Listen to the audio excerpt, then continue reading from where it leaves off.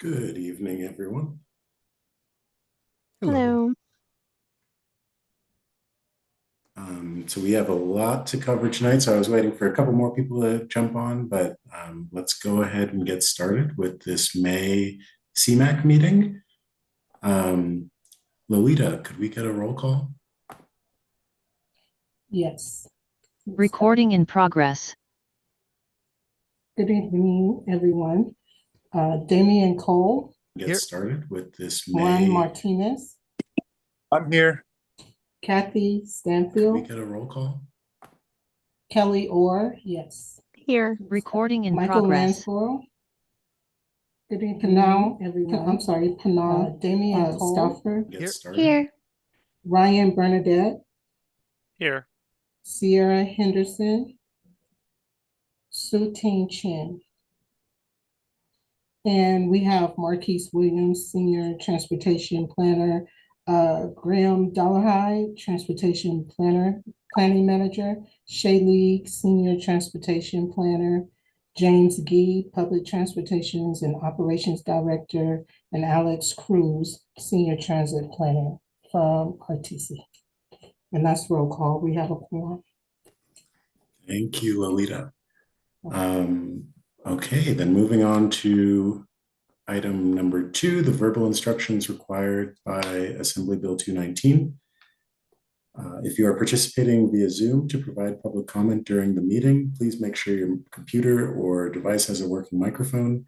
Use the chat feature to submit a request to make a comment. When the time comes to make public comments, you will be invited to speak. If you are participating by telephone to provide public comment, you should have contacted RTC agency services prior to 4 p.m. yesterday and provided the telephone number you would be calling from, as well as the item or items you wanted to comment on. When the time comes to make public comments, you will be invited to speak.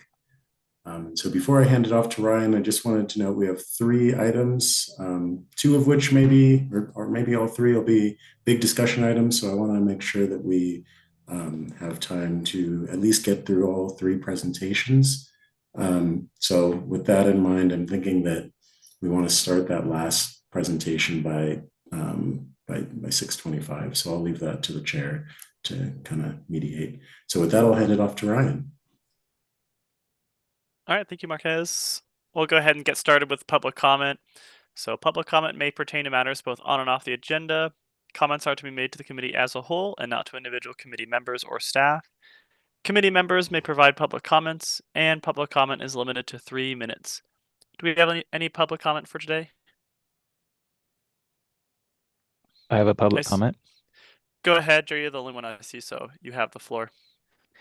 Thank you very much. My public comment tonight is about the public meeting for the Pembroke Drive Capacity and Safety Project that was held last Wednesday, April 29th.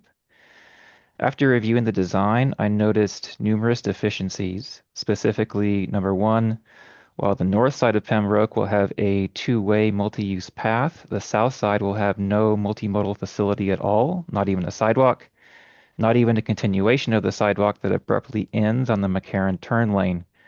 Virtually all of the houses along Pembroke are on the south side, so this neighborhood remains inaccessible to anyone walking, cycling, or using a wheelchair. Number 2, the dangerous and inconvenient slip lanes going to and from McCarran and to Veterans Parkway will remain, forcing unnecessary contact points with vehicle traffic. Number 3, the signal island on McCarran will have the same narrow angled path cutouts as on other intersections that do nothing for safety but make it difficult, if not impossible, to maneuver longer bikes such as recumbents and cargo bikes through the intersection. The multi-use path will have physical separation but no protection. There is not slated to be any infrastructure or landscaping that would prevent a driver from swerving into the path and injuring people. Number 5, the new design will allow large truck traffic, which is currently banned on Pembroke. I believe that when combined with induced demand, this will quickly negate the benefit of more lanes and end up making the road less safe. In short, I think this is an unsafe and ineffective design. But even worse than the design is the process by which the design was created. The meeting last Wednesday was the first time that the public was given a chance to view or comment on the design, but the RTC representatives said the design was essentially done and nothing anyone could say or nothing anyone said could change it despite its numerous problems. By not presenting the design in an earlier stage and soliciting public feedback, the RTC gives the impression that it is an uncaring and anti-democratic bureaucracy. This erodes trust in a vital institution and leaves residents with little recourse to ensure the safety, convenience, and multimodal transportation options of their neighborhoods. I don't know what kind of influence this committee has over the planning of this or any other project, but I'm asking you all to use whatever tools are in your toolkit to change the current modes of thinking and acting at the RTC so that it will stop designing projects rooted in 20th century thinking and start designing for the 21st century. Thank you. All right. Thank you, Jeremy, for your public comment. Do we have any additional public comment today? I'm wondering if I should do that now because the presentation is going to come by later on, and I kind of want to see what the presentation is first before I make the public comment. So is it going to be too late to make a public comment? Is there going to be a time for public comment during the presentation? I know I'm on the committee, but at the same time, like it's my presentation that I wanted to quickly give would be like my own idea versus asking questions about the existing proposals. So I'm just kind of curious. What do you think I should do? I mean, there is public comment after we do the discussion, and that'll be another 3 minutes.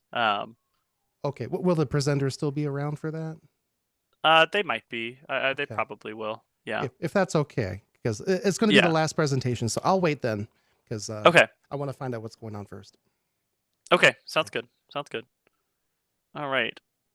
And then last chance for public comment before we move on to the committee meeting minutes. Okay, nothing there. So we'll go ahead. We had the March 4 meeting minutes that we went back and edited. And so we'll have to vote to approve those now. So hopefully you had a chance to review those. I'll need a motion, a second, and then we'll go for a vote.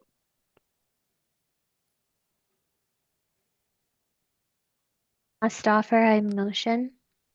Thank you. Kelly Orr, I second. All right, thank you.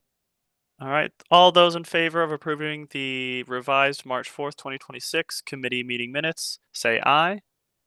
Aye. Aye. All opposed? Okay, looks like those passed. And then we also have the April 1st meeting minutes. So those are not revised, those are just from the last meeting. I'll need a motion, a second, and then we'll vote. This is Stoffer, I motion. Thank you. Kelly Orr, I second. All right, thank you, Ken. And then all those in favor of approving the April 1st, 2026 committee meeting minutes, say aye. Aye. All right, all opposed? All right, looks like the meeting minutes pass. Thank you. And then we'll move on to item number 5, information and discussion items. These are no action for the committee. The purpose of the committee is to provide information, advice, and recommendations regarding certain regional planning documents, proposed major transit service changes, and proposed transit fare policy changes as part of RTC's public participation plan, and information and advice on benches, shelters, and transit stops in accordance with Assembly Bill 214. RTC staff selects and presents items that are intended to further that purpose. Following a presentation by RTC staff, committee members will have the opportunity to ask questions, discuss, and provide feedback pertaining to the item. So it looks like we have item 5.1 already ready to go. Provide information, advice, and recommendations regarding the proposed amendment number 3 to the financial fiscal year 2025-2029 Regional Transportation Improvement Program, also known as RTIP. Yeah, thank you, Ryan. Good afternoon, everybody. My name is Graham Dollarhide, Transportation Planning Manager with RTC. As mentioned previously, I'll be presenting on the proposed amendment number 3 to the federal fiscal year 2025 to 2029 Regional Transportation Improvement Program, or RTIP. So just a quick background before I dive into the details of the project's proposed to be amended here. The purpose and process, a little bit of background on that for the RTIP. The RTIP is a federally required document that represents a prioritized program of scheduled and fiscally constrained transportation improvement projects that are designed to achieve the area's goals and objectives established in the Long Range Plan or Regional Transportation Plan, known as the RTP. The RTIP includes all federally funded or regionally significant transportation projects, regardless of funding source, and carried out by any agency within the Metropolitan Planning Organization or MPO boundary. So just quickly, an overview of the kind of life cycle of a project in this context. When a project is sort of originated, typically through a corridor study or an area study, through other means as well, but typically through those area studies and corridor studies. Those projects come through the RTP's review, analysis, prioritization process, where they kind of get filtered down into the different buckets of prioritization, basically the short, medium, and long term. They are fiscally constrained. However, there are not specific funding sources tied to them. So that doesn't happen until those top priority projects move into the RTIP. This is what I like to say when projects become real, because we actually assign a known funding source to them, and we actually have them programmed in that 5-year window. And projects can't advance any further in their life cycle until they are in this document, this program of projects. So once they're in the RTIP, then they can move forward through the agreement and implementation phases of the life cycle. So a quick couple of other details about this proposed amendment. It is proposed amendment number 3 to the federal fiscal year 2025 to 2029 RTIP, which was adopted back in August of 25. This amendment in particular is necessary to add, remove, and update certain projects. And no air quality conformity analysis was required in this case because the projects were either exempt from those requirements or had already previously met the conformity requirements and have not received significant changes to the scope or capacity related issues in this context. So, and then, similarly, according to federal requirements and the criteria outlined in our public participation plan, no corresponding amendment to the RTP was required in this case. So now I'll dive into the details of the projects proposed for amendment here. So the traffic calming improvements project, this is really a matter of semantics. I can dive into those boring details if requested, but really the bottom line here is that the project is moved back. Typically wouldn't be included in a formal amendment action. It could typically be done under a informal administrative modification action, but due to some semantical reasons that it's included in this amendment. The Flex Ride Service Project, this is receiving an increase in total project funding. We're adding $4.5 million in CMAC funds for FY27.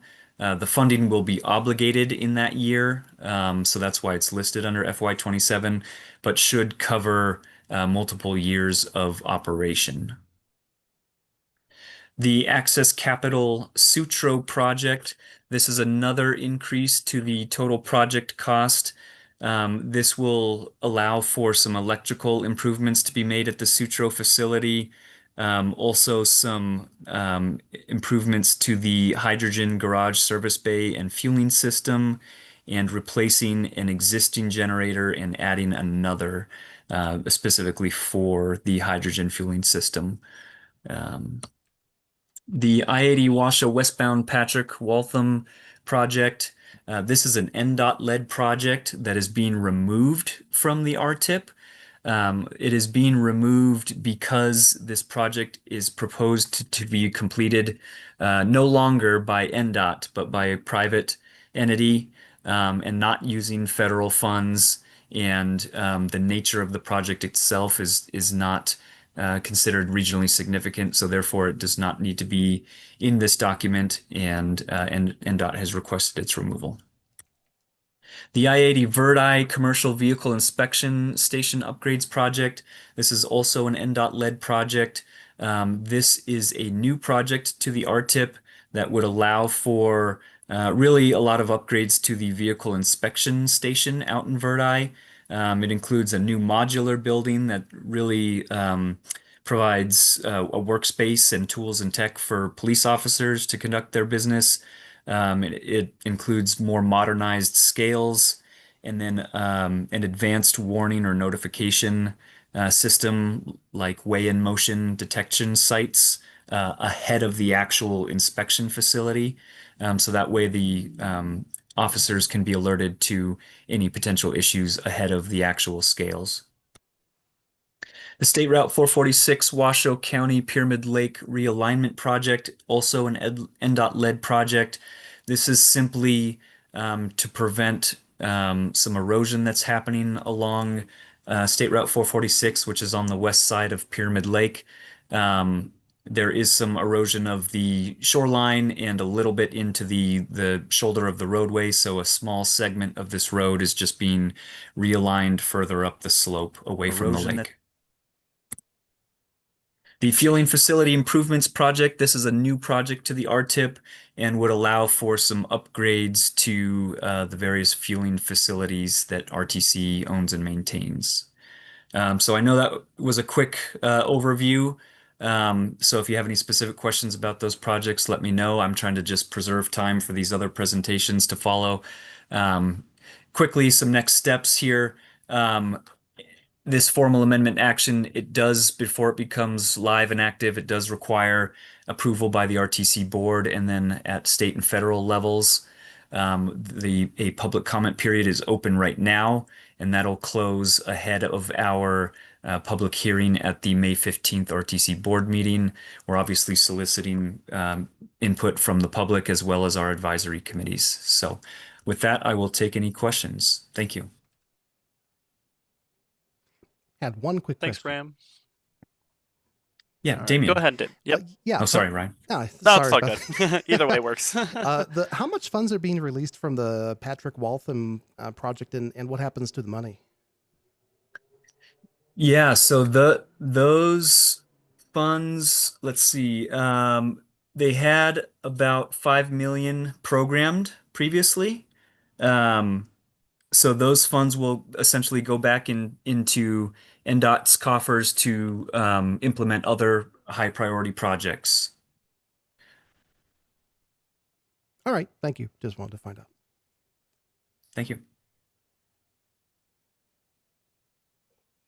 And then, yeah, speaking of that same project, what was the decision to go with a private company? It doesn't seem super common. Yeah, this one, thanks for the question, Ryan. I don't have all the details, and I don't know if anybody from NDOT is on the line. This project has bounced around quite a bit. It was initially with NDOT, and then they were talking about implementing it as part of the I-80 East widening project, and so they were going to kind of fold it into that project. So it was going to be removed from the RTIP anyway in that regard. I don't know what the conversations were on the back end as to how that was determined, who was going to actually pay for it or construct it or implement it. But that's the level of information I have, is that it's no longer going to be under NDOT's purview. So. Okay, sounds good. I can follow up if you are still curious to have that information. I can follow up with NDOT and let the group know if you'd like. Yeah, I mean, I guess for no other reason than it's just not something I've seen before, you know. Sure. But I don't really have any specific qualms with it or anything. I'm just curious. Okay. Yeah, I Yeah. will do that. Thank you. Okay. And it's Thanks. always good to have extra money. Seems like we don't have that much lately. Yeah. If things are getting paid for, that seems great. Yeah. All right. Any further questions for Graham? Okay, it doesn't seem like it. Thank you for the presentation, Graham, as always. And then we have our next presentation.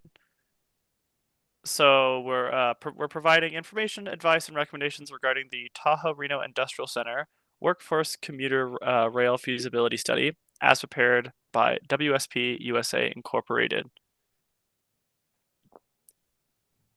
Good evening, everybody. My name is Jim Gee. I'm the Director of Public Transit here at RTC. And let me share my screen.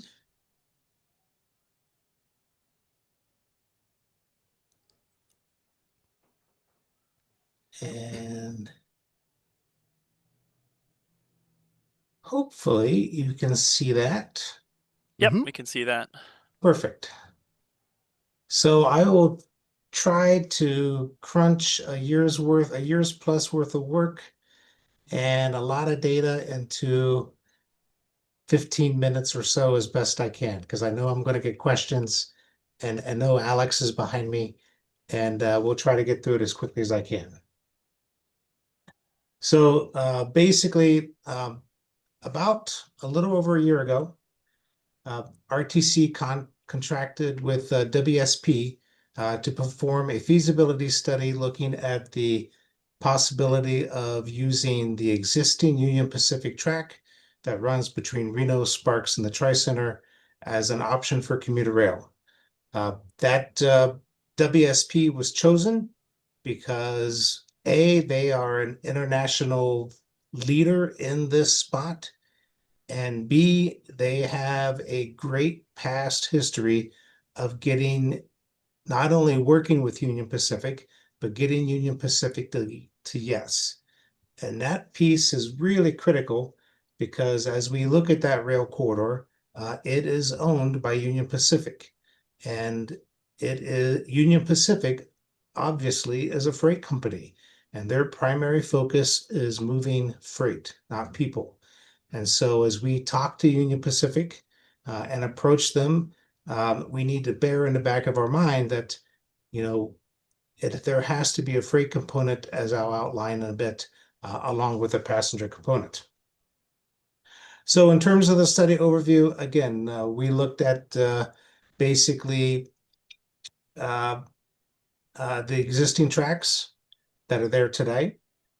We looked at obviously the problem statement, which is there are a lot of folks who travel back and forth to the TRIC, and there are days when it flows very smoothly, but on the days when there is an accident or snow or some other unusual circumstance, traffic becomes very slow. And I'll note, I think last year there were over 100 traffic accidents on that little stretch of Interstate 80. Those accidents slow everything up. And as folks who work out there know, there are very limited options in case 80 backs up. You're looking at Pyramid Lake, or you're looking at Dayton and Carson City, and both of those are very lengthy travel options that quite simply is a problem for commuters out there. So this study, I'm pleased to say, was not only funded by RTC, but we had a lot of partners working with us. And so NDOT, Story County, EDON, Tesla, Panasonic, all of these folks contributed funds towards the completion of this study. Throughout the process, we've had to communicate with Union Pacific because in terms of strategy, it is best to get Union Pacific involved on the front end so we can work with them in terms of developing a solution that not only works for us, but works for them. So I'm going to focus on the passenger side first and then talk about the freight piece. On the passenger side, we did employee surveys, talked with the major employers out there. 4 companies are essentially 75% of the workforce: Tesla, Panasonic, Redwood, Walmart. We examined the shift times, talked to the HR departments. We looked at the number of folks who are using rideshare to get there now. We have about 200, for example, we have about 220 van pool vans that are going there.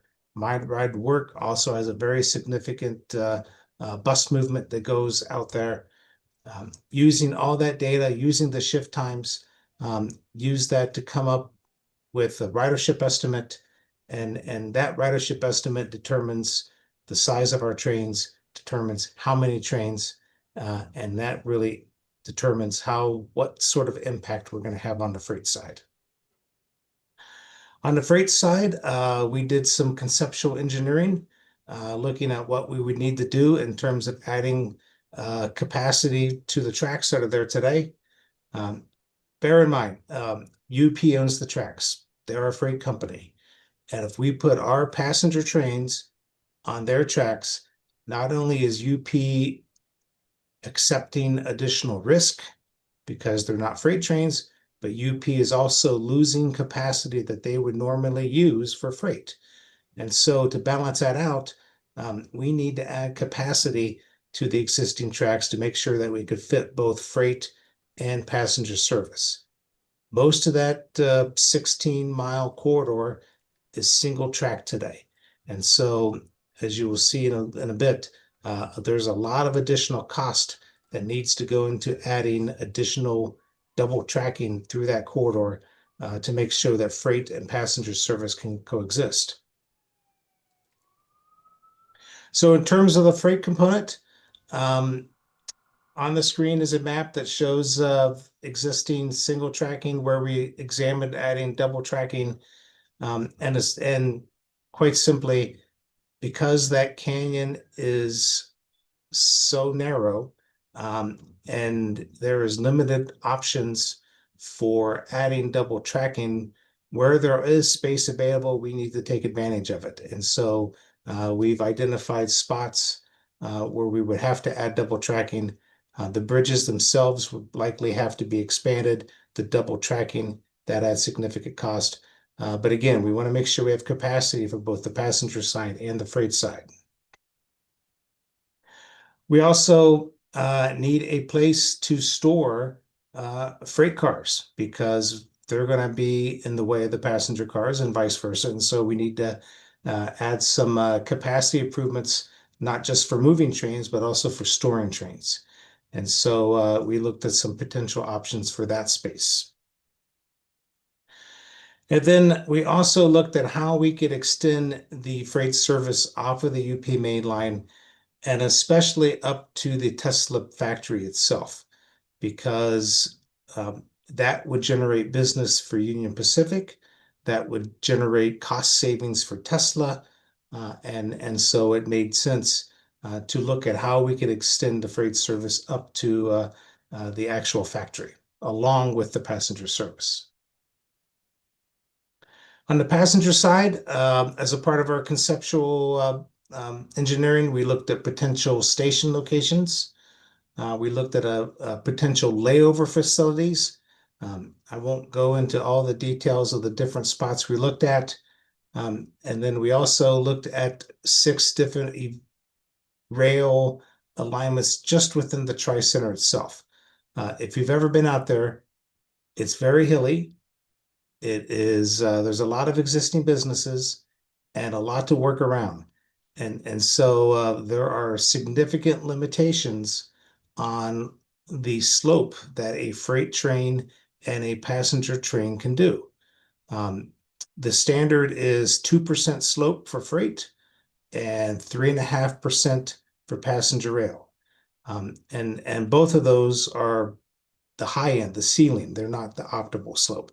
So we really, given the topography of that area, had a real challenge in finding corridors that would work physically for additional rail service. So in terms of the passenger piece, using the existing Amtrak station in downtown Reno seemed to make a lot of sense because it's there, it's accessible. A second station in Sparks also makes sense because we want to get folks before they get to the interstate. And most of the Tri-Center workforce lives north of I-80, especially in the Sparks, Spanish Springs area. As far as a layover facility, we looked at a number of different options as a place to get the trains out of the way during the day. And our preferred facility was on land already owned by Union Pacific. So it's an easier acquisition for us. Within the industrial park itself, as stated earlier, we looked at 6 different alignments, looked at different station locations within the park. On the screen is a map that I recognize is really hard to read that outlines all these different locations.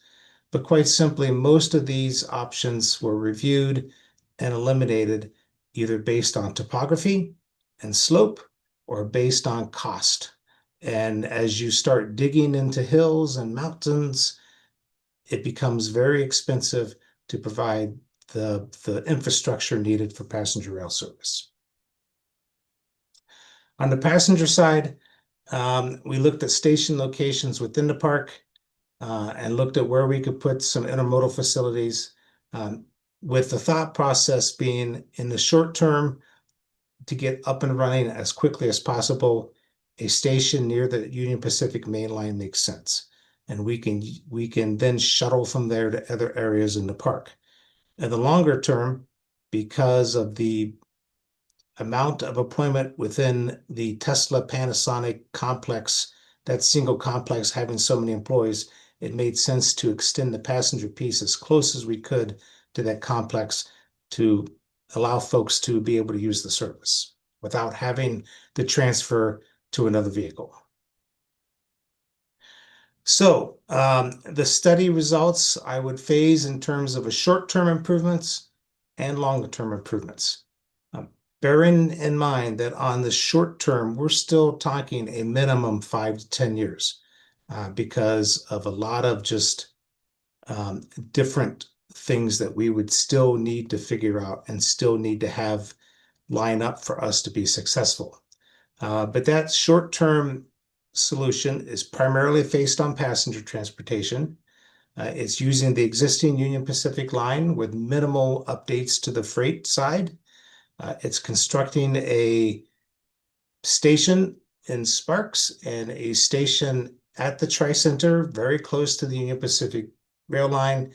And this would provide 3 trips in the morning, 3 round trips in the afternoon, with an estimated 30-minute travel time from Reno to the station at the TRIC Center. Ridership projections for this service, if we started today, would be about 4,500 a day.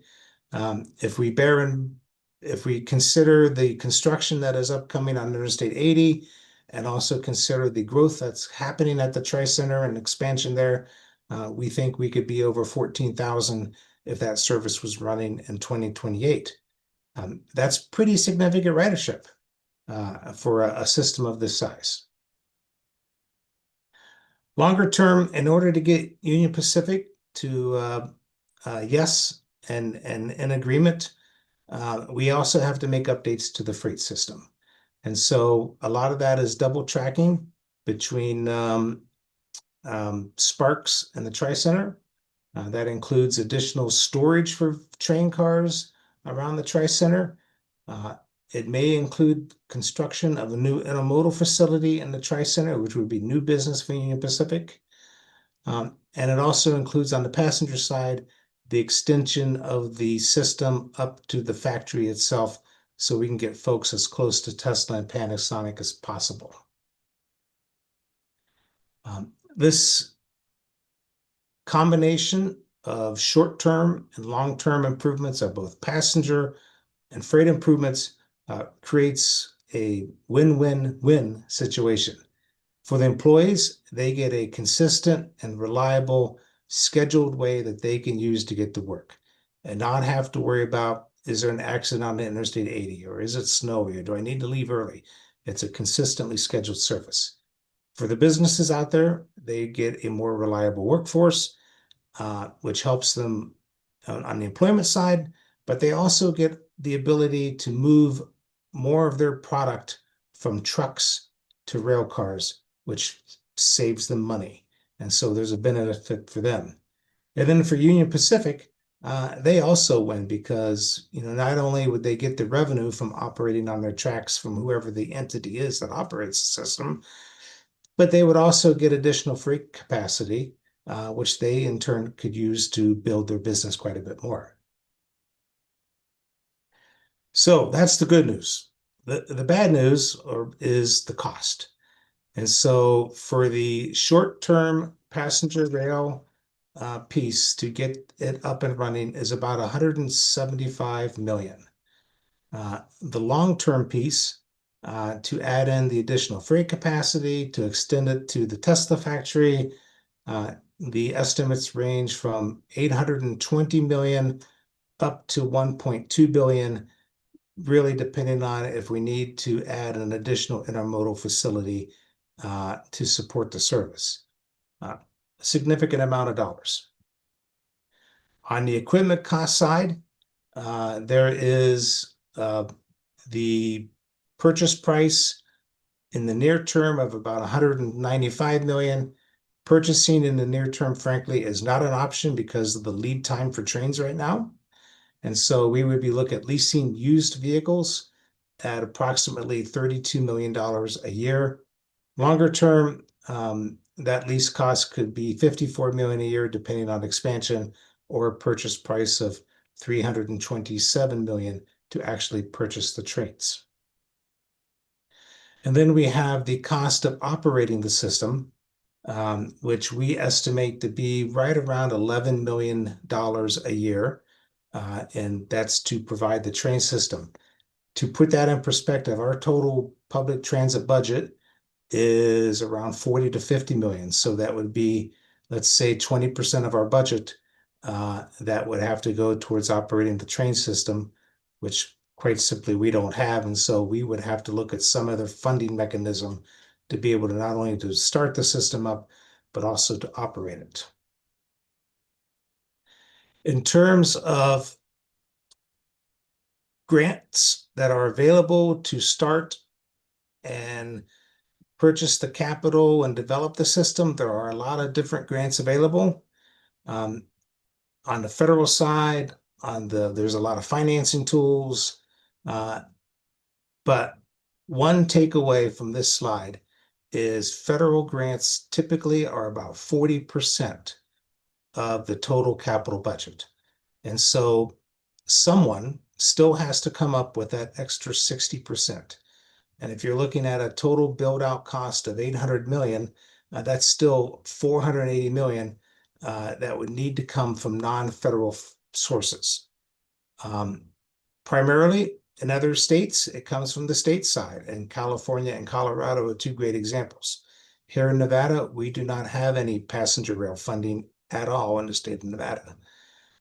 It is perfectly feasible and perfectly reasonable to assume that on the private side, because the private companies are going to benefit from the service, that they would contribute to the cost of the service. But again, that amount of money is a very heavy lift. We also would need to figure out the governance of who's going to operate the service. And as it is today, NDOT is not able to operate passenger rail. They don't have the legal authority. RTC does not have the legal authority to operate passenger rail in the state of Nevada. So this would all be a first. Those changes would have to come from the state legislature. Additionally, as a complicating factor, this is beyond a single county RTC, because we would have service in Story County and revenues from Story County. Another complicating factor is right now there's no taxing authority to cover that annual $11 million a year in operating cost. And while I said the feds typically pick up 40% of the capital cost, the feds do not contribute anything to operating cost. And so that $11 million a year is going to have to come from somewhere. So in terms of next steps, we have been part of the legislature's regional passenger rail working group. that has been examining passenger rail service statewide. They recognize the limitations that are in place today in terms of jurisdiction, in terms of operating authority. We continue to talk with Union Pacific, but to move the project along, it would require additional capacity modeling that is done by Union Pacific itself, and at a cost. But that modeling needs to be done before they're comfortable in agreeing to any sort of system. We need to apply for grants, obviously, but to be able to apply for grants, we need to be eligible. As it is today, RTC and State of Nevada and NDOT might be eligible for planning grants, but certainly aren't eligible for capital grants because we don't have the authority to operate it. And so it's a difficult sell to Federal Rail Administration that, hey, we could use money, but we don't have the ability to use it yet. And then whoever that entity is in terms of operating the system, how do we put together a package of funding plan that we can use to go and be successful, not only in getting those grants for startup, but also making sure it's sustainable on a year-to-year basis. So that is my presentation. Ryan, Marquise, I tried my best to go as fast as I could, but not sacrifice content. Happy to answer as many questions as I can, and look forward to them. Thank you. All right. Thanks, Jim. No, I think you did a great job. Do we have any questions? I see a hand up from Pana. You can go ahead first. Hi, Jim. Thank you so much. I have two questions. One is, did this study or does some other study do a similar estimate of the cost of bus rapid transit? Bus rapid transit to the Tri-Center? Yes. This study does not. This study was purely focused on the feasibility of using the existing rail line that was there, and did not look at, did not really do an alternatives analysis such as BRT on I-80 or anything like that. There was a portion of that work done as a part of the alternatives analysis done by NDOT when they looked at the expansion of Interstate 80, but there was nothing done by RTC in terms of the study. Okay. So in that case, I have a recommendation, which is since the I-80 expansion is underway and already involves a significant financial investment, if it would be possible to evaluate, especially in the short term, the implementation of bus rapid transit, I think there could be some possible win-wins there as well, especially since in this group, we've expressed concern that highway widening just leads to more traffic, which in turn leads to more highway widening. And all of those things lead to more pollution and more congestion and frustrated commuters and everything. So since we're adding a lane, what would it look like to dedicate a lane to buses, even if only during a certain time period? And how would that compare financially and also in terms of a timeline with these rail options? And I'm so happy about this rail study. I just wanted to ask if that could be a complement to that. So that's the first question / recommendation. Yeah, and that work would have to be done by NDOT, so I can't commit for them. I mean, I certainly understand your logic, though. Okay. Yeah, and I guess I don't know how to make that request so that it goes to the right place, but presumably someone in RTC could bring that up. And with all these collaborators, you could bring that up and push for it, since I'm sure a reaction to the price tag will be first from many people. Yeah. Then the second question / suggestion is, It's not really a question because I'm pretty sure I can guess the answer, but there's a lot of discussion around data centers right now. And one of the ideas that could potentially make data centers palatable to community members is some kind of community investment from the data centers or community benefits plan. I don't have any numbers to recite off the top of my head right now, but in terms of short-term funding and long-term operation costs, community benefits from data centers could be a consideration. I just want to put that out there as something that could start becoming part of the conversation. Since, I mean, for me, the question of what community benefits would ever make a data center palatable is it's just kind of a big black hole. I really don't know. But a really solid investment in public transit, a really long-term investment in public transit has community benefits, it has environmental benefits. You know, asking a data center to mitigate its environmental footprint is a short, potentially just a short distance to travel, but to really go above and beyond in terms of environmental contribution and quality of life contribution and financial contribution, I think is worth considering and worth starting to talk about, even if it's only in the hypothetical. So I wanted to put that out there as well. Thank you so much for your work on this. Thank you, Panay.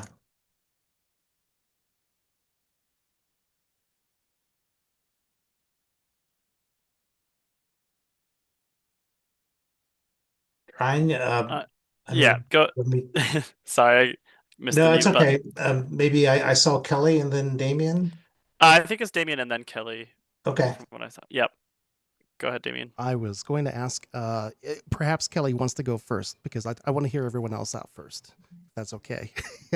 She can go first. No. Okay. Well, thank you, Damien, so Yeah, much. I have a quick question. One, thank you for the presentation.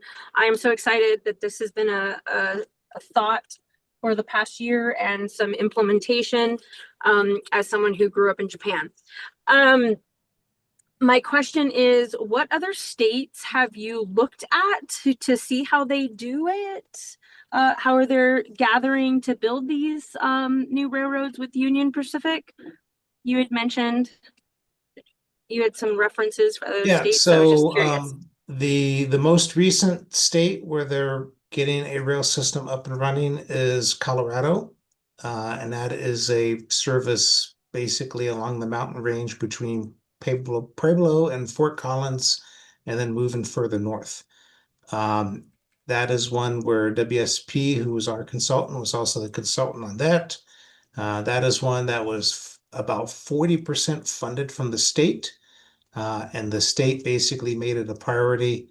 And they were using, I believe, car rental fees to fund that service, because the logic was car rental fees are primarily paid by tourists who are coming in from out of state. And so it's less of an impact on the current voters within the state. We also looked at California quite a bit, because obviously there's a lot of commuter rail already in California. We looked at some other examples around the country, such as Pacific Northwest. Did not look a whole lot at the East Coast because we quite a lot of examples already here out west. Thank you for that, because I was recently in South Carolina and saw that Redwood Materials is building a railroad system in Berkeley County, but I know that they're building it from the port to their facility, and I know that I saw that in person, so I was just curious to see that's Redwood Materials is also out here, so if there was any insight onto that. But yeah, I think the presentation is definitely wonderful, and I'm excited to hear what Damien has to say and to see where we can go to fund it. I have tons of ideas, but that's not my wheelhouse. So thank you so much. Thanks, Colleen.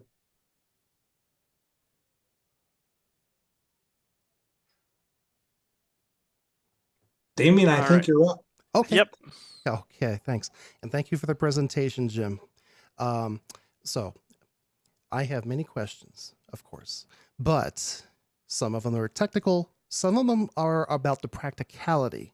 And of course, since the money issue seems to be the biggest issue that we're facing, plus jurisdiction and things like that, I'm trying to decide which ones are important for me to ask. So, and plus, since the practicality and the technical questions intermix with each other, they're interdependent, that kind of, it would really help to have a longer conversation about this, but I am thinking about the time constraints for the meeting as well, since we have other agenda items. So let me see if I can start with some basic questions. Can you first help me understand, maybe you need to go back to one of the other slides, but for the short-term plan, could you tell me what point from A to B that would take passengers to? Would that take people from downtown Reno to the station that's being proposed at USA Parkway? Is that my understanding? So there would be a station in, and let me preface it by saying I know Marquise and Ryan wanted to have us wrapped up by 6:25 to give Alex a chance to talk. 6:25? I believe so. Oh, okay. So that gives Yeah, us it was 3 6:25. minutes. Yeah, so, let's just try for 6:30 though. But Okay. Damien, I'm happy to talk with you offline and answer as much as you can, because I enjoy the questions, so that would be good. Yeah. But so the answer is the station in downtown Reno would be located at the current Amtrak facility, because that's the easiest place to put it. The station, there would be a second station, sort of mid-route in Sparks, somewhere in the Vista, Gregg area, for the lack of a better spot. And then in the short term, the third station would be in the Tri-Center, just off of the Union Pacific tracks, because you want Right. to avoid having the station on the mainline tracks. Okay. Okay. Thank you for answering that. So basically, it would not take people to the Gigafactory currently. It would take people to a station. How do people get from that station to the Tesla Gigafactory, which is about 3.5 miles? Yep. So we would have to have some sort of shuttle system in place Okay. to get folks done. All right. To do. We already have a shuttle service. Mhm. So why do we need the rail? So I guess Because the shuttle service goes all over the region to many different areas and several cities. And if people are not using that, even though traffic is bad because they don't want to get out of their cars or whatever the situation is, how would detouring everyone from around the region to downtown Reno improve efficiency and encourage people to start taking rail? It doesn't seem to make sense. Because the bottleneck is the interstate between Sparks and the Tri-Center. But And that is the area that seems to fail when there's an issue. Right. And so by having an alternative corridor that would be used, in this case by rail, that basically mitigates the failure. In terms of why don't they use the shuttle, when I-80 fails, the shuttle fails right along next to the passenger cars, whereas the rail would not fail and just keep right on going. Okay. So in other words, it is for redundancy and not necessarily for a capacity issue. Because what part of my thinking I think it's both. But part of what my thinking is this recent upsurge in congestion, which happens every day. I mean, I'll put it this way. My supervisor turns his head the other way when we're late because he's late too. So everyone has that. And the reason why this is happening, everyone has agreed upon, is because of all of the data center construction. Now, I was reading a comment from someone on Reddit who says, well, first of all, he said this is 10 years too late.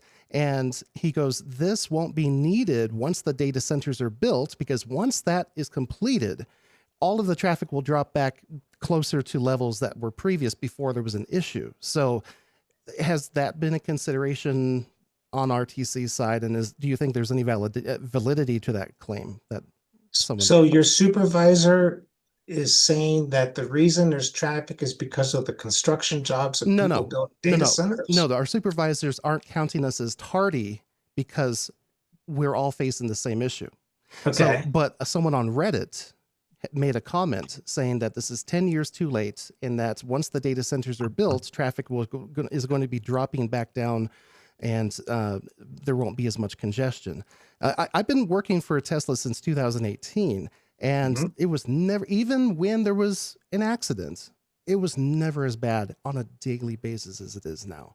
So that's what my concern is that if people are, even during this situation where they're facing with an upsurge of traffic, if a free shuttle service that the company is already paying for is not attractive enough currently, because, Pana was asking for about a bus rapid transit system. Well, Tesla specifically already has it, and it's free to use, and they will increase the number of shuttles needed if it's needed. So I'm trying to figure out adding an extra step into the process of diverting traffic from in other words, like, let's say if I live up in Spanish Springs and I want to catch the shuttle there, how would I be encouraged, other than the idea about the redundancy, just for the capacity issue, which is also facing us, taking a detour from Spanish Springs to downtown Reno, parking my car, going down into the trench, waiting for a train. First of all, I don't think you would take your car. You wouldn't drive from Spanish Springs to downtown Reno. You would drive from Spanish Springs to the station that Sparks right next to the interstate. Or to that one, right, too, yes. Right where Sparks ends, basically. Right. And again, the benefit for you for taking the train would be that you are reliably getting to work. Regardless of whether there's an accident or snow or whatever, you would have a reliable way of getting to work. And the other thing to consider is that once we get on the shuttle, if we're late for work, it doesn't count against us. Okay. If we take our cars, it does. So there's another added benefit there. I'm just trying to figure out, it's like, if it's, so you get my point. And I think it's something that RTC really needs to consider. The other question about the technical issue is, if there is a spot somewhere near Vista, Gregg area, where do people park their cars? What's the plan for that? Well, I mean, the whole site selection, and the number of parking spaces and all of that still has to be finalized. I mean, we can't acquire property until we do what's called NEPA. We can't do NEPA until we get to yes with UP and have money. It is a very lengthy environmental process that kind of finite detail, very specific detail, would have to be a part of that process. We're not that far along yet. Okay. All right. Yeah. I think that's about the time we have, Damien. I do have one more question for Jim too, and then we have to get to the next presentation, if that's okay. Yep. Oh, okay. Yeah, that's fine. Yeah, if Jim, if we can get together sometime, because God, once we get off the phone or get off the Zoom, things, the life goes back to normal. But I really think, and again, all of this comes down to money, of course. Doesn't even look like it's going to happen for 5 to 10 years once the jurisdiction is in place. But anyway, thank you very much for the presentation, and I would love to talk with you in real time about this at some point. Yep. What I'll do is I'll put my email in the chat, and anyone who has follow-up questions, please feel free to reach out. All right. Thank you. All right. Thank you, Damien. And then Jim, I just have one more question for you. Question/comment, I guess. But as far as the funding from this goes, I do think that a lot of, transit that we like public transit is usually invested invested in by the community members to have some sort of return on investment within the community. So specifically, if you're developing like a transit corridor, maybe north to south through Reno, you can expect more commercial development and residential development along that corridor. So to that end, this section of rail, we're obviously not going to see any development there.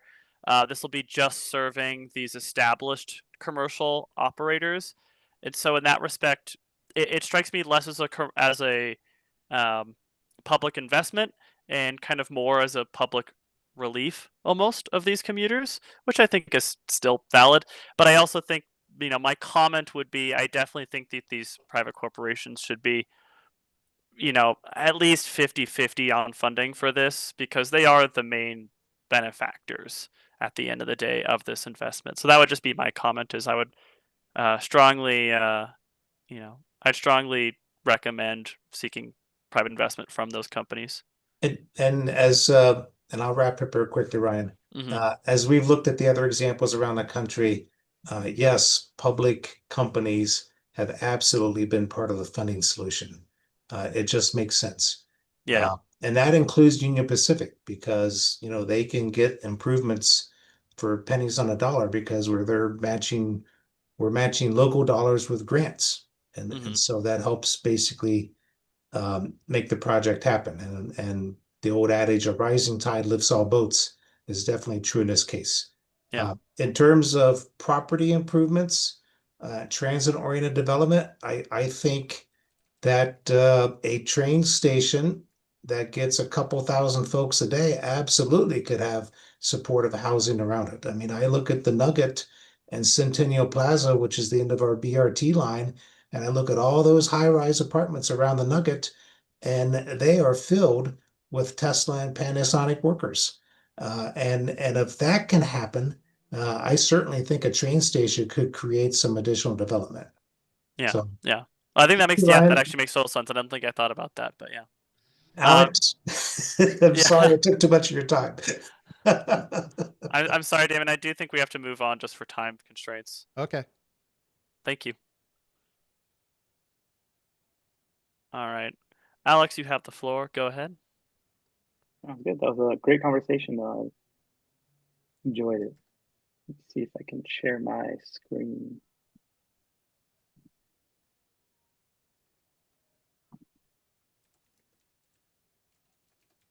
I haven't. This is a new laptop, so it was just asking me to provide it.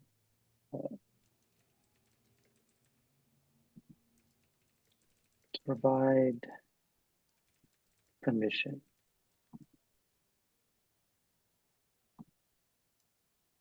Is anyone able to see my screen yet? Not yet. For some reason, it's thinking I want to record it. Alex, do you want me to run it? And you just, nope, I see it now. Never mind. Perfect. Good timing. Okay, perfect. So real quick, my name is Alex Cruz, Senior Transit Planner with RTC. And this is kind of that final update on the Move More with RTC plan. So I'll kind of try to go fairly quickly. A lot of this is kind of going to be similar to the last time we presented a couple months ago. What is the Move More with RTC plan? It's just an update to our short range transit plan that was previously called TOPS. It has capital and operational improvements for us. So for basically the next 5 years, it kind of gives us an idea of what kind of improvements we need to make over that time period. It also does help inform that regional transportation plan.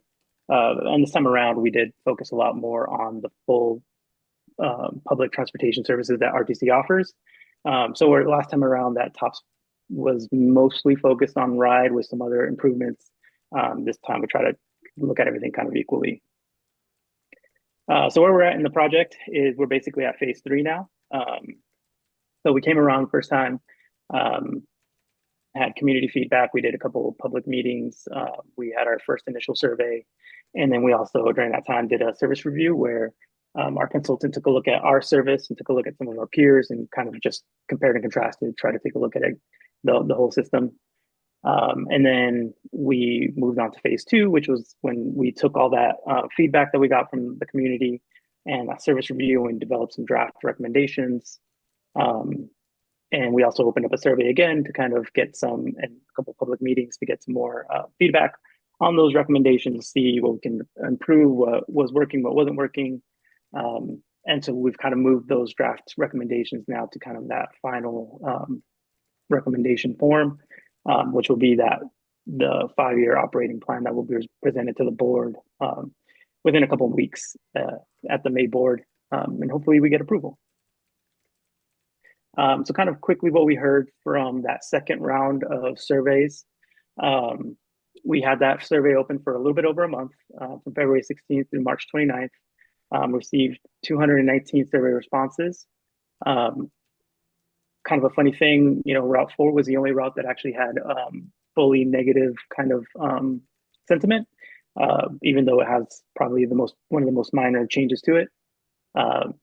We also found out that we need to do a better job of clarifying accesses change from curb to curb, from door to door to curb to curb. So we'll talk about that a little bit later on as well.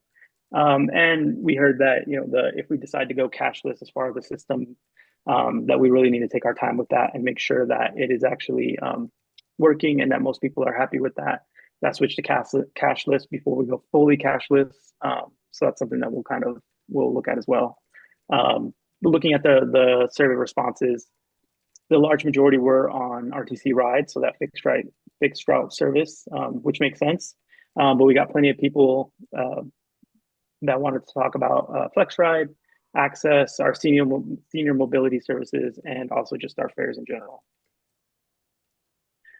So kind of jumping into the ride recommendations, the overview being, we heard that we need later and more frequent early evening service. So that period of 6 to about 9 p.m. Can use a little bit more infill as far as the number of trips going out Monday through Friday. And then we also heard that the weekends are getting busier, so we should increase service on the weekends as well. There were some small changes that we need to do to the routes to improve ridership in certain places. No changes to the regional connector or the Rapid Virginia line schedules. There's a small change to the regional connector, but we'll talk about that a little bit later. And then, expand those senior mobility services and make some changes to access. So real quick, I'll kind of run through the route changes. Route 2 is probably the smallest change. It just does that. Instead of making a turn, we'd go in front of the Spark Senior Center and then back onto the route. Should only cost us maybe a couple minutes at the most. There will be some frequency changes as well. But the main thing being that seniors want direct access to a bus line. So this would be able to help them and shouldn't cost us very much time. And then we're kind of looking at whether, if this works, great, we'll keep it. It seems like since the senior center is probably closed on the weekends, we might just evaluate it and say, hey, we go back to our old alignment on the weekends and keep the new alignment on the weekdays. It's not too much trouble. We might just keep it anyways. Route 11, kind of a big, slightly different from the last time we presented it. Last time we presented it, we'd said where it normally does its loop, it would actually extend down, keep going to Legends Mall. Flip around Legends Mall and then come right back. Slight change being that City of Sparks would like us to promote some more ridership on Prater Way, as they've done a lot of work on Prater. So Route 11 would actually continue on to Prater down to Marina Gateway, where a lot of housing is going in. So we turn right on Marina Gateway and then do that loop around Legends and come right back. Small frequency changes, just a little bit less frequent during those early morning hours when we have a lot less ridership, but the route would change to basically a 24-hour service along with Route 1. Route 2 has a couple different changes. One necessitated by construction. Obviously, GSR is building a great new arena, so we have to move our stop just because it's going to be unavailable. They are going to build a nice new stop on the backside of the building. So that's kind of where we'll pick up. And we're kind of on that alignment right now anyways, just due to the construction. And then the other change being getting off of Coonsley and going on Mill Street right in front of the Renown Medical. That area that we are getting off of is still served by Route 18. So it's not like it's losing service completely. It would still be served by Route 18. It's just that we would provide a little bit more service to Renown on the side that's a little bit busier. And Route 21, like we mentioned, I think in our first presentation, there seems to be a lot of transit propensity around Reed High School, meaning that people want transit in that area. It's a popular stop for flex ride in the shopping center and Reed and that Bering Boulevard area. So Route 21 would kind of give us an opportunity to go down there rather than going up to Northern Nevada Medical Center. We would go down Vista to Bering, loop around, and then come back. And then that gives us that chance to hit Reed High School and those grocery stores right there as well. Northern Nevada Medical Center is still served by FlexRide, and that stop that's like right to the east of Vista can be moved onto Vista, and so that stop can still be served. So really, we'd only lose about one stop, which is the medical center. And then Route 6 and 16 being changed to Route 36. We mentioned this one last time as well. Both Route 6 and Route 16 tend to be some of our lowest performers when it comes to ridership. So combining those into one ride just makes sense. It also gives us an opportunity to go in front of another elementary school there on Plum Lane. So we get to serve a new area. Yeah, the area on Arlington tend to be very low ridership. Same with that loop on Route 16. So this kind of gives us those higher ridership areas. And then again, we had heard from some people that students that rode the Route 6 had to go down to the bus station and then transfer to the 16, which parents weren't too happy with. Just they didn't feel like it was super safe for their students, and it was just kind of a hassle. So this gives them that one seat ride from the Southwest into Reno High School. And Route 54 has a couple of small changes as well. This is to kind of serve that Northern Nevada Medical Center that opened on the south side of Reno. So rather than go straight out of Meadowood Mall onto McCarran, we'd go down to Northern Nevada Medical Center, pass by in front of that the VA, and then continue on. And then when we get into that corporate area, we were getting about one ride per day on that stop.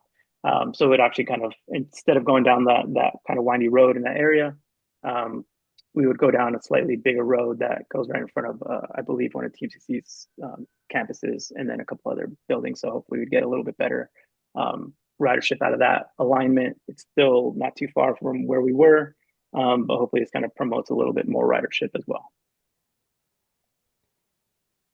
Jumping to the other changes for FlexRide and for access. So we would be switching access from door to door to curb. Door to door is still going to be available for everyone that wants it. So we wouldn't get rid of door to door completely. It would just be no longer the default for people. Curb to curb would be the default. And if you need a door to door, you can just let us know. That's something very easy. When someone gets signed up, it would just be included in their profile.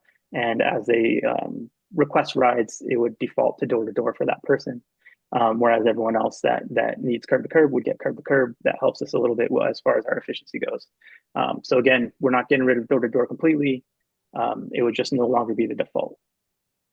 We would also increase that on-time performance standard to 90% of trips arriving in a window of 10 minutes before, whereas before, I think we didn't have a 10 minutes before portion of it to 20 minutes after scheduled pickup time.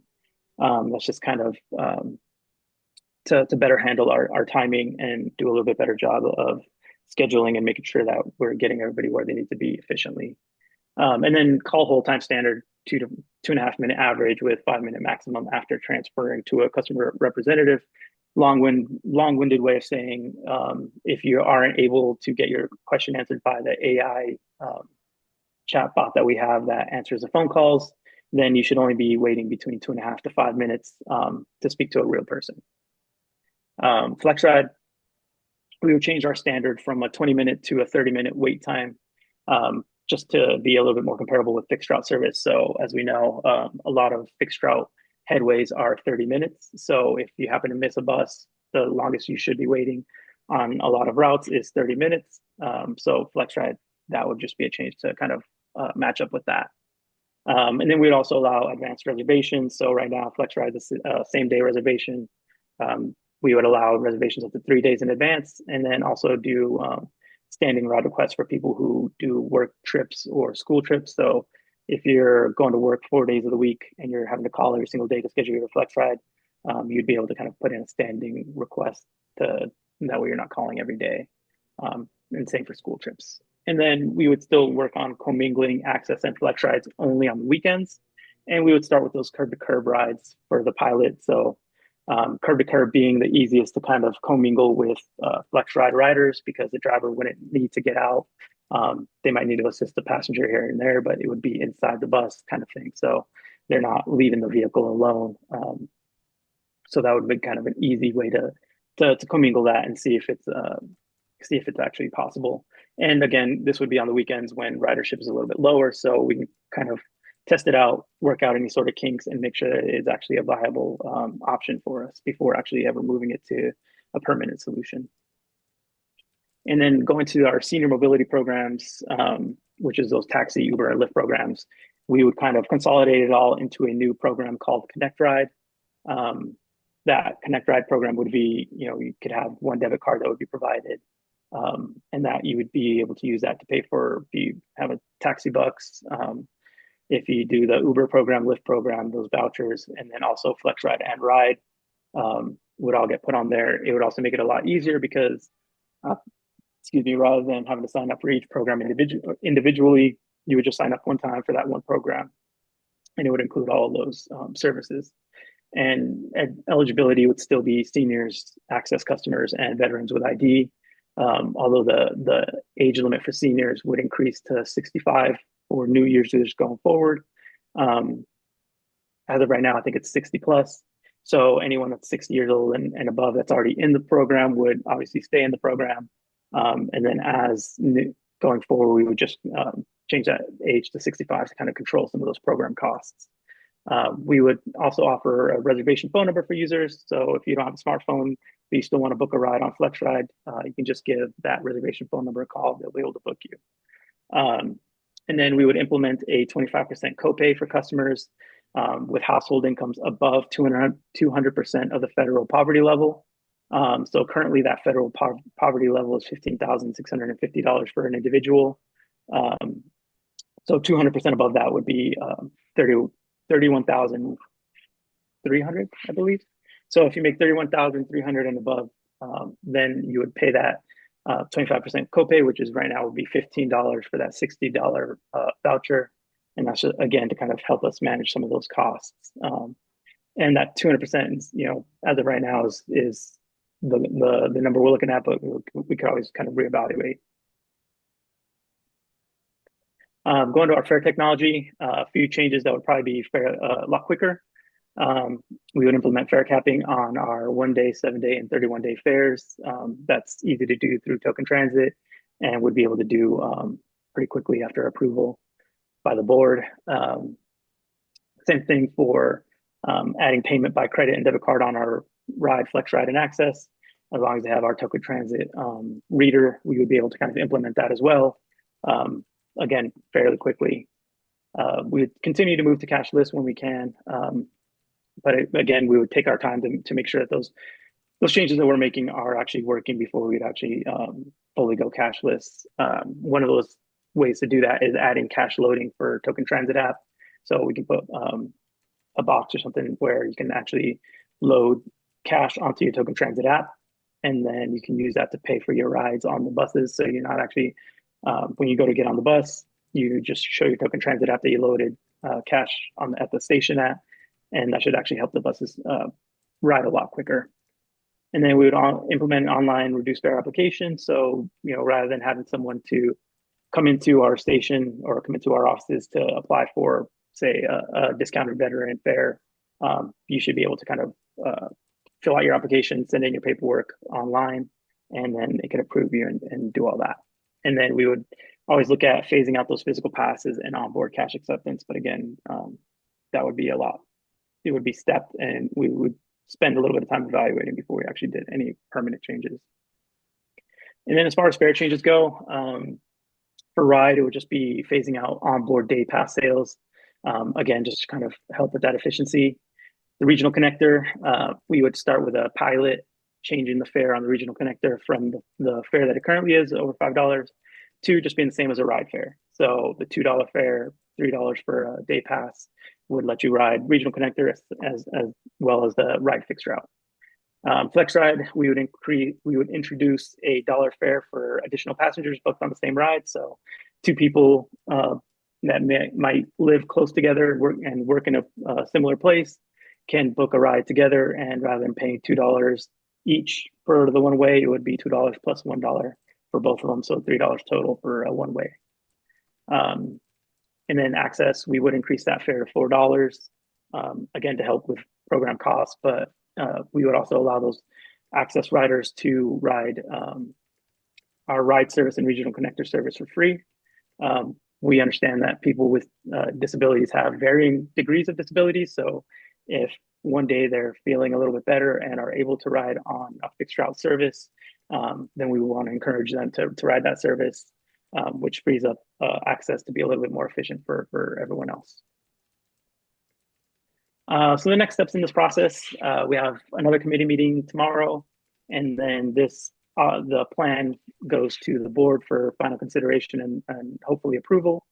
And then it becomes a 5-year implementation plan. So the actual plan should have steps, basically year 1, year 2, year 3, outlining exactly what we should be doing. So a lot of those bigger changes, like the route changes, things like that, would require a lot more preparation, a lot more work to make sure that we're doing everything correctly. So those will probably be in year 2 to year 5. Some of those smaller administrative changes, like the age for senior programs, can be done kind of right away. So that's most likely how it would go. And then other than that, that's about it for me. So hopefully I left enough time for questions. All right. Thank you, Alex. Do we have any questions? I have 3 questions. My name's Juan Martinez. First question is, how many RTC Access riders are active right now? And then question number 2, how many of those Access riders have the taxi bucks? And then question number 3 is, who took Susie Trinidad's spot after she retired? Yeah, so the easiest question to answer would be question number 3. That would be Julia. She just started maybe 2 to 3 weeks ago. So right now she's doing a lot of learning and shadowing to learn our processes. But she will be being a lot more active and involved in Access and FlexRide pretty soon. As far as your question is the number of riders that we have in Access and also that use the voucher programs, I don't know that off the top of my head, but I can look into it and get that to you tomorrow, unless Jim knows, but I do not know off the top of my head. So I'm going to write that down.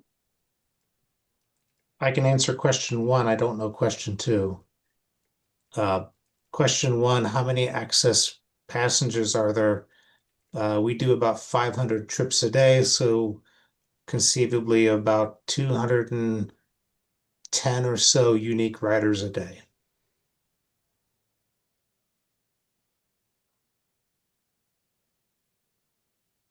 All right. Did that answer all your questions, Mr. Martinez? Okay. Sounds like it. Damien, go ahead. Hi, yes. No questions. I just want to give some comments about this. Thank you for the presentation. My concern is about removing the ability to pay in cash.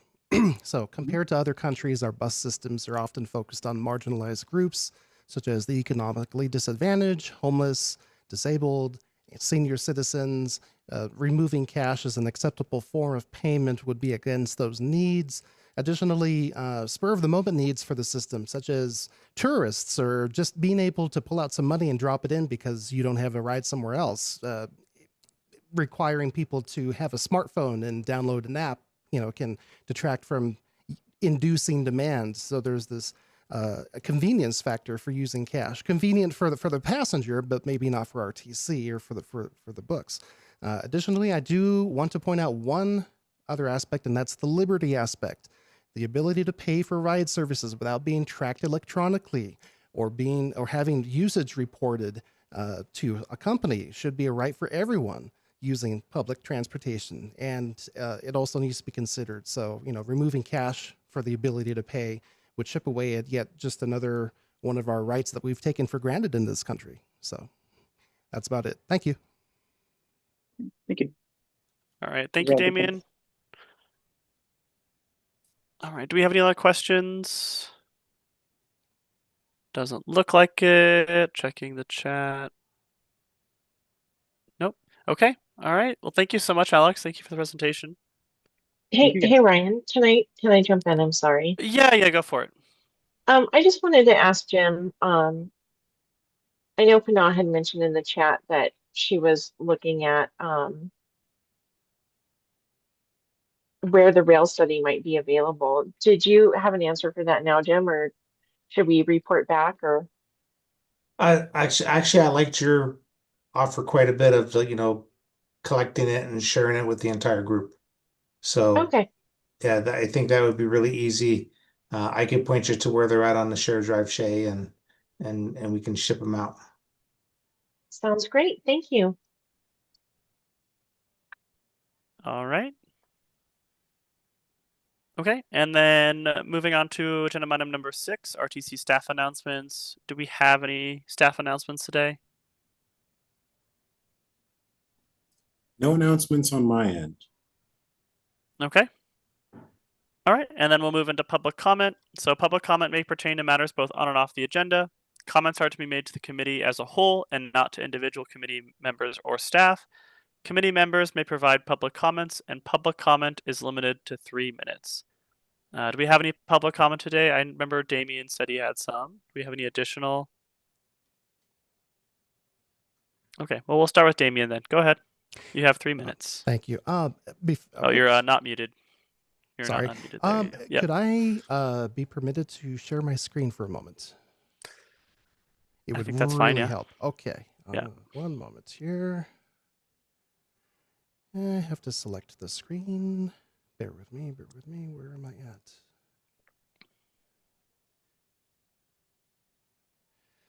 at? Very sorry. Desktop 1, desktop 2. I have too many computers. Okay, desktop 1. Okay, sorry.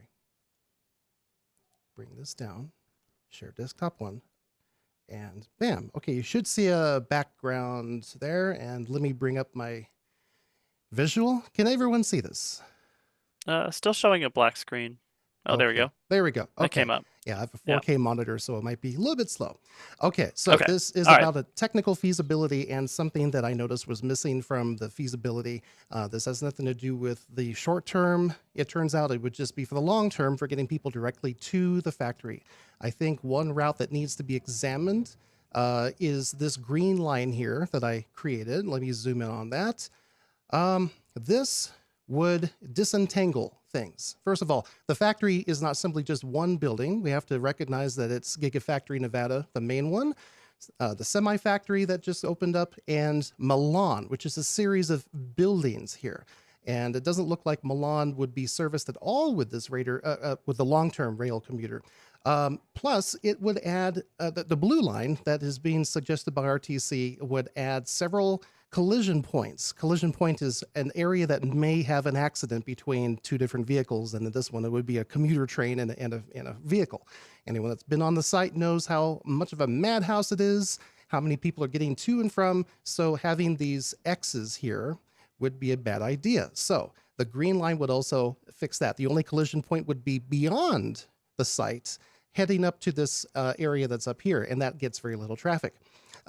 one other thing too that needs to be considered is that if there is a station that goes on the property, it needs to have controlled access, meaning that when people get off the train, it would be advisable to have people scan their badges and get through security directly from the station rather than once they get to the factory. This would speed things up, and it would provide a bit greater security. This station right here, I don't think would work because it's, first of all, we have to look at what the Gigafactory is going to look like once it's done and where the front entrance is meant to be. So if we put the rail station here, you can get to both the semi and the Gigafactory from one location, and you can even have a station over here to service Milan, okay? Skyways, you'll see here, that is to provide grade separation.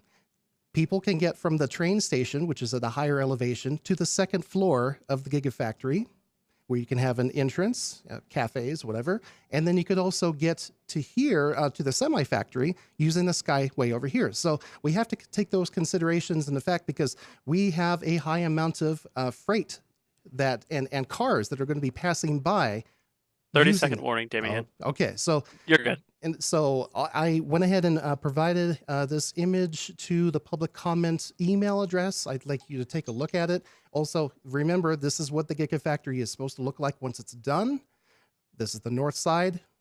So in other words, there is not going to be any openings, as far as I know, to let employees in other areas. Everyone's going to be guided toward this front entrance. So that's where the rail should be taking people. Thank you very much.